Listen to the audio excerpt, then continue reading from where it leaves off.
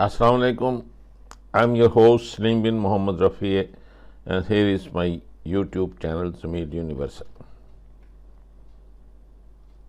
The adamant and continuous refusal to stop the war in Gaza and stop genocide and stop baby killing and bombarding and flattening the besieged Gazans shows that how cruel and at the moment how helpless the whole humanity is. All those things which we made from League of Nations in 1940s to the United Nations and the Security Council, they're all useless, and none of them has been able to stop the wars or the world or global conflicts. Now there is one single crazy man, sick man wearing a mask, you will see, who had a heart attack and was so severely dehydrated that the dehydration often leaves small micro hemorrhages in the brain, and the man who is already mentally sick, and that is Netanyahu, 73 years old. And when you look at this man with a senile dementia and look at that he is an abnormal and mentally sick person, he is sick again because all that cruelty and all that hell he let loose on Palestinian women and children, and his main target has been killing the babies and ethnic cleansing and the genocide of the total Palestinian population. That is the main goal, because he is a money monger, he is a corrupt man, he is alcoholic, a womanizer. He's got all the ills which you could think of in a person, and he is the cruelest person on earth. And I think he is much crueler than Hitler himself, who put them in gas chambers and burned them in the incinerators. But he or his ancestors were left to put the whole world in jeopardy, the whole world's peace in jeopardy, the whole world's economy is in jeopardy.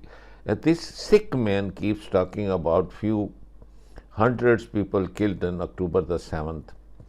What do you think when you push the whole population against the barbed wires for 75 years and have those spikes of steel puncture their skin and they start bleeding, and you don't want any reaction? So this was the resistance of the population. You had them besieged for 16 years and had controlled their water, their movement, their brains, their honor. You destroyed their homes, and what did you expect? And you think that you will ever be able to defeat? No one in the world has been able to defeat an ideology. Their children. You killed their grandparents and parents and children. How do you think even one single child left out of the whole thing is going to kill you and your whole of your nation of Zionists? Believe you me, and even this time your insistence is going in favor of the Palestinians, because this time they are going to kill you. As you flattened Gaza, they are going to flatten all that you built up in 75 years, all your cities, all the names you changed, all the streets you changed, all those settlers you brought, all the scum of the society you come and implanted them in the West Bank to make their life difficult. Now you will see what's going to happen, and that's your insistence. Funny thing is that there is no one educated in the whole of Israel. You have suppressed the extra-orthodox and the one who are noble and the one who are educated, the one who can foresee that there be a destruction, complete elimination from you. Iran doesn't have to do it. You've done it to yourself, to your own population. You are the one who will be remembered in history as doing all these things. And at the same time, I think the history will spit on the face of all the Muslim leaders at the moment present, who have air force, who have bombs, who have nukes, who have the greatest and the most lethal missiles, and they have also the drones. And look at that, how after money and development and this corporate thinking and being, loving with rich and only caring for the world. And I'm just going to quote in this a non-Muslim, a Hindu, talking in the Senate of the Pakistan Legislative Assembly and quoting that why that none of the 65 countries there is any Muslim left, because if there was, see the ordained and the orders in the Holy Quran that go and kill them who get you out of your houses, and see what they have done to you. And none of them got up to go and kill them. And now on the small tiny enclave of Yemen, they have sent, and they are ready now to first day of Ramadan to go and fight these rascals, to fight these beasts and animals and free Palestine. The world reaction, and this sick man thinks that he himself is going to stop all this, which is now gathering around him, and actually he himself has committed a suicide, and by killing his own soldiers, that you can see that what state of mind this man holds. There is no question that if even the whole of Israeli population comes out and protests for the hostages, he couldn't give a damn to the hostages. His ego, he is a megalomaniac, egocentric, schizophrenic and paranoid person, and sooner you get rid of him. And don't wait for the elections. You don't have time to wait for the election. There are only few days left in Ramadan. And Ramadan is the one, Ramadan 2024, when you are going to have the last sigh. The hiccups, and soon then you will be the dead. It will be all like Roman Empire, the ruins of the Zionist state. Just even the middle of, I think if you last up to the middle of 2024, that will be a big miracle, which you aren't. And soon you will see that each עזה נשרפת, תשרפו חיים, יא שרמוטות, בני זונות, אמא שלכם זונה, בת זונה. Welcome to USS Global. The conflict between Israel and Hamas has now become a global crisis, with fighting between Israel and Hamas spilling over the borders of Lebanon, Syria, and Egypt. Thousands of civilians have been affected by the Israeli military's operations across Gaza, galvanizing Western public opinion. The ceasefire talks between Israel and Hamas moved from Cairo to Paris, but no concrete results were achieved. Now the talks are taking place again in Cairo under the leadership of Qatar and Egypt.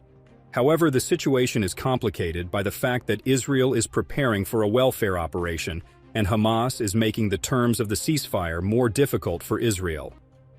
Western states, especially Egypt as well as Russia and China, are worried that an operation against Rafah would cause excessive civilian casualties. But despite all this, Israel seems determined to continue its operations. In a press conference the other day, Israeli Prime Minister Benjamin Netanyahu said that despite pressure from world leaders and the world media, Israel has secured freedom of operation in Gaza, which is unprecedented in the history of the state, and that the campaign will continue until complete victory. The Israeli War Cabinet, on the other hand, had stated that there was no change in its position on Rafah, regardless of all these developments.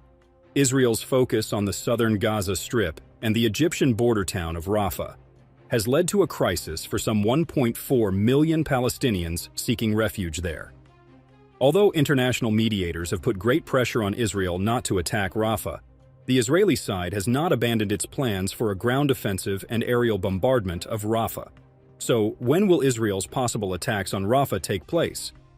According to the Israeli army, tens of thousands of Israeli soldiers, hundreds of tanks and armored vehicles and fighter jets were waiting for the operation in Rafah. The Rafah operation would also mean risking the lives of millions of civilians in order to neutralize 20,000 Hamas members who may or may not exist among more than 1 million civilians. The Egyptian government seems to be in a state of panic about an Israeli ground invasion, having completed all its military preparations. The world states, especially Egypt, are trying to take precautions in this regard. Egypt has deployed heavy air defense systems, main battle tanks, and a huge army on the Rafah border, as well as a 3-layer 21-square-kilometer barrier on the 13-kilometers-long border. The Egyptian government has repeatedly warned Israel against aerial bombardment or any ground operations in Rafah. Egypt has also significantly reinforced the fence along the Rafah border line, sending a clear message from Cairo to Israel. The Egyptian army has now deployed 4 large tank divisions and heavy armored vehicles and missile systems along the Rafah border. This unorthodox preparation of the Egyptian army in response to the Israeli attack on Rafah raises further concerns. In response to both an influx of refugees and possible Israeli airstrikes on Rafah, Egypt has recently launched a dramatic military buildup along the border. Large numbers of Egyptian troops have begun to pour into the war-torn Rafah border area. The Egyptian army reportedly recently deployed various elements of the 4th Armored Division of the 3rd Field Army's 4th Armored Division, consisting of more than 40 M1A1 Abrams and M60A3 Patton, main battle tanks as well as YPR 765 infantry fighting vehicles, to the border between Egypt and Egypt. This move is not just about border security. It is a clear message that Egypt is capable of taking a more active stance and reshaping regional alliances and dynamics if provoked. Now, Egypt is reportedly continuing to move heavy military weapons to the Rafah border. Military trucks and armored vehicles carrying a large number of missiles have been sent to the Rafah border. Egyptian ballistic missile launchers and air defense systems are also moving towards the Gaza border. Even if Egypt is average in terms of ballistic missile stockpiles, in terms of air defense systems, Egypt has one of the largest and best organized air defense systems in the Middle East. According to Global Firepower, Egypt is the 3rd largest military power in the Middle East after Turkey and Iran. Israel is the 4th, even if this is not a deterrent for Israel's ground and air operations at the Rafah crossing. It could be dangerous for Israeli aircraft crossing the border. As a precautionary measure, Egypt's deployment of heavy weapons and ballistic missile trucks to the Rafah border stands out as a serious deterrent against potential Israeli operations. On the other hand, recent satellite images show Egypt building a wall along the Rafah border and leveling the land near the border with the Gaza Strip ahead of a planned Israeli offensive targeting the settlement. The satellite images showed the construction of the wall on the Sheikh Zuyed Rafah Road, about 3.5 kilometers west of the Gaza border. Cranes, trucks, and prefabricated concrete barriers were set up along the road. Egypt's decision to take these precautionary measures at the Rafah border compound caused a stir. Egypt has not publicly acknowledged the construction, but these satellite images from the Egyptian side of the border in the Sinai Peninsula prove that Cairo was preparing for this very scenario. In later photos, which the group said were taken in early February, it was clear that 3 vertical layers of coiled barbed wire had been laid on top of the wall. Satellite imagery from January and December also showed some new construction along the 13-kilometer border near Rafah, and the presence of a wall at its northern end, extending to the seaside. Videos taken by the UK-based Sinai Foundation for Human Rights show trucks and bulldozers clearing debris from about 21 square kilometers of land. Mohammed Abdel Fattah Shosha, the governor of North Sinai, Egypt's governorate on the border with Gaza and Israel, reportedly denied claims that Egypt was building a refugee camp along the border in case Palestinians forced by the Israeli army emigrate. The Sinai Foundation, an activist organization with a monitoring team in North Sinai, said in a report this week that the enclave would be surrounded by 7-meter-high, 23-foot-high cement walls. On the approach to the Rafah crossing with Gaza, the remains of razed houses could be seen, as well as kilometers of concrete walls along roads parallel to the sea and near the border. The new measures come after security was beefed up in northern Sinai as the Egyptian army consolidated its grip on the insurgency that escalated a decade ago. Long before the current war in Gaza began, Egypt announced that it had destroyed the tunnels through which smuggling into Gaza had previously flourished and cleared a buffer zone near the border. Now, Egypt stands ready to implement a full-fledged security protocol in Rafah, both with its preventive wall barriers along the border and its military force. In light of these possibilities, Egypt has begun to tighten security measures along the border. Already, since the outbreak of the war between Israel and Hamas following the deadly attack on October 7th, Egypt has built a concrete border wall 6 meters deep and covered with barbed wire. Now, with tensions in the region reaching a peak, security sources report that Egypt is also building universal television को subscribe करना ना भूलें। उसके बाद bell button पे click करें और अपने कमेंट्स के सेक्शन में अपने कीमती जो ख्यालात का इजहार ज़रूर